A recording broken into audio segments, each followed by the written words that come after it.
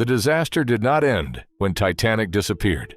712 people reached the Carpathia alive, but rescue was only the first page of what happened next. The little girl in this photograph spent 84 years defending what she saw. 2 boys arrived in New York without their real names. A film star reenacted the sinking while the bodies were still being recovered, and the lookout who first saw the iceberg carried that night into old age. These are their real faces, carefully restored where the surviving photographs allow it, and the lives they built after Titanic. At dawn, Carpathia emerged through ice and darkness.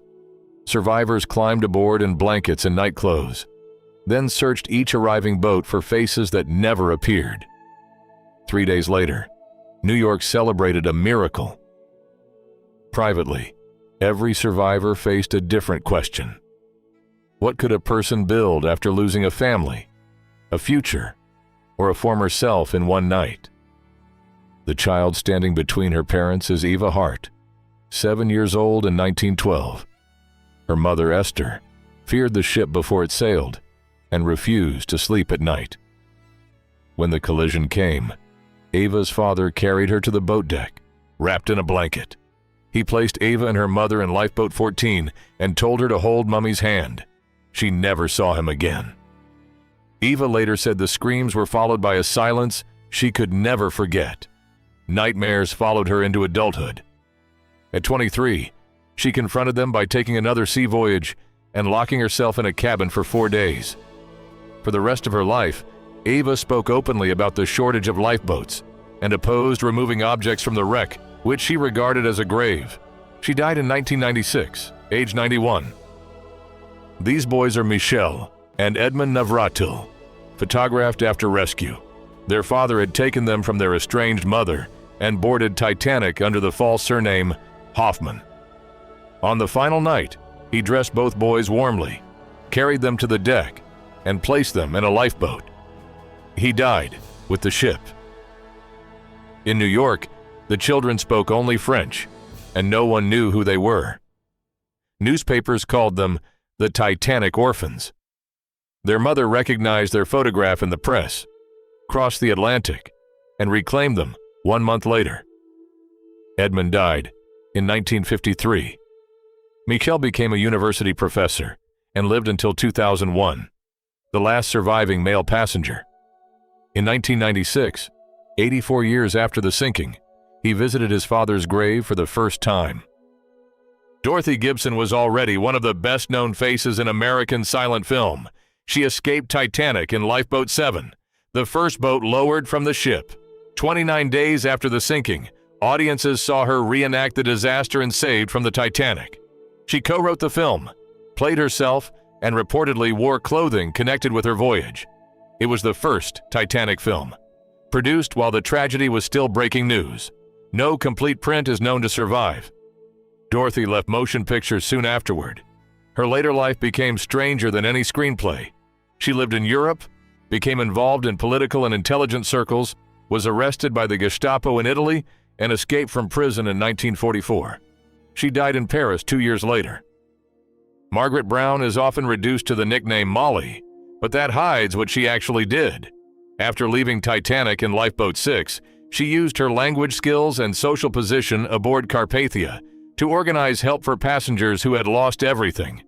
She formed a survivors committee, raised roughly $10,000 before the rescue ship reached New York, and pressed for food, shelter, and practical assistance. This photograph shows Brown helping present an award to Captain Arthur Rostron of Carpathia. She continued campaigning for labor rights, education, women's political participation, and relief work during the First World War. Titanic made her famous, but the important part of her story is what she did with that attention. She converted survival into organized public action. Second Officer Charles Lightoller survived on the upturned collapsible boat B. At dawn, he helped transfer the exhausted men into Lifeboat 12 and was the last Titanic survivor taken aboard Carpathia. As the most senior surviving officer, he defended the ship's command during official inquiries, a role that still makes his legacy controversial. But his life did not end in a hearing room. In 1940, age 66. Lightoller took his private motor yacht Sundowner across the English Channel during the Dunkirk evacuation. The small boat had never carried more than 21 people. Lightoller brought about 130 soldiers home while avoiding enemy aircraft. 28 years after surviving Titanic, he deliberately sailed back toward another catastrophe. Violet Jessop worked as a stewardess on Olympic when it collided with HMS Hawke in 1911. The next year, she served aboard Titanic and escaped in Lifeboat 16. 4 years later, she was a nurse on Britannic when the hospital ship struck a mine in the Aegean Sea. Jessop jumped into the water as lifeboats were pulled toward the still-turning propellers. She was dragged under, struck her head, and survived again. Years later, a doctor examining her headaches discovered evidence of an old skull fracture. Jessop did not abandon the sea. She worked aboard ships for decades, then retired to a cottage in Suffolk, where she kept a garden and hens. Her memoir appeared after her death and preserved a crew member's view of Titanic from inside the service corridors. Ruth Becker was 12 when she traveled from India with her mother and 2 younger siblings. During the evacuation, the younger children were placed in Lifeboat 11. Their mother followed and called for Ruth to take the next boat. Ruth was left alone on the sloping deck. She escaped in Lifeboat 13 and reunited with her family aboard Carpathia, where she helped distribute blankets and bandage an injured crewman's hand. Afterward, Ruth became a teacher, married, and raised 3 children. For most of her life, she avoided discussing Titanic. Only after retirement did she begin speaking at survivor gatherings and giving interviews. In 1990, age 90, she finally returned to the sea on a cruise. Her ashes were later scattered over the Atlantic, close to the place she had survived as a child. Richard Norris Williams was 21 and traveling with his father. Both entered the freezing water when Titanic sank, but only Richard survived. He reached the partially flooded collapsible boat A and spent hours with his legs immersed in icy water. On Carpathia, a doctor reportedly considered amputation. Williams refused and forced himself to walk until circulation returned. The decision changed sporting history. Only months later, he won the United States mixed doubles title. He became national singles champion in 1914 and 1916, won the Wimbledon men's doubles in 1920, and earned Olympic gold in 1924. He also served with distinction in the First World War. The athlete in this portrait did not simply recover from Titanic. He competed at the highest level for more than a decade after doctors feared his legs could not be saved.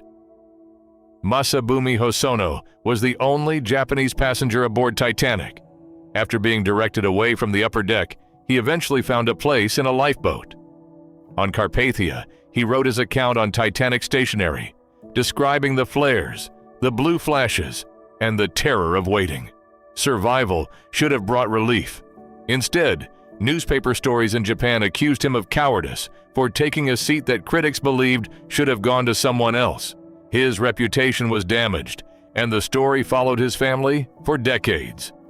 Later research challenged several early claims about the boat and the circumstances of his escape. Hosono died in 1939. His handwritten account remained private until his family made it public. His story reveals a second disaster created by public judgment, a survivor condemned by people who had never stood on Titanic's deck. Frederick Fleet was 24, high in the crow's nest, when he saw a black mass ahead. He struck the warning bell 3 times and telephoned the bridge. Iceberg, right ahead. After the collision, Fleet helped launch Lifeboat 6 and survived. The official inquiries placed him under intense questioning, especially about the missing binoculars and whether they could have changed the outcome. Fleet returned to sea, but left White Star within months. He later worked ashore and, in old age, sold newspapers on the streets of Southampton. After his wife died in 1964, Fleet lost his home and fell into deep despair. He died by suicide in January 1965.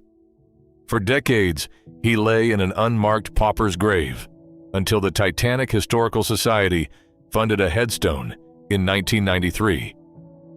Millvina Dean was 9 weeks old the youngest passenger aboard Titanic. Her mother and brother survived with her. Her father did not. On the voyage back to England, passengers reportedly queued for turns, holding the baby who had lived. Millvina grew up without any memory of the ship and learned about her connection to Titanic only when she was 8. She worked for the British government during the Second World War, drawing maps, and later for an engineering firm. Public attention found her in old age. In 1997, she crossed the Atlantic aboard the Queen Elizabeth II, completing part of the journey her family had begun 85 years earlier. When Millvina died in 2009 at 97, the last living link to the people aboard Titanic disappeared. These faces show why the survivor count is only a starting point.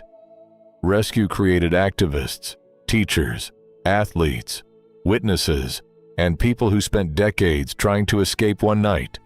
Some were celebrated. Some were doubted or shamed.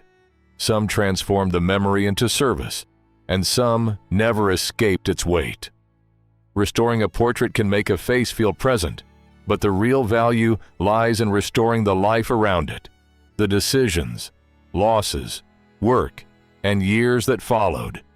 Titanic sank in less than 3 hours. For the people who survived it, the story lasted a lifetime.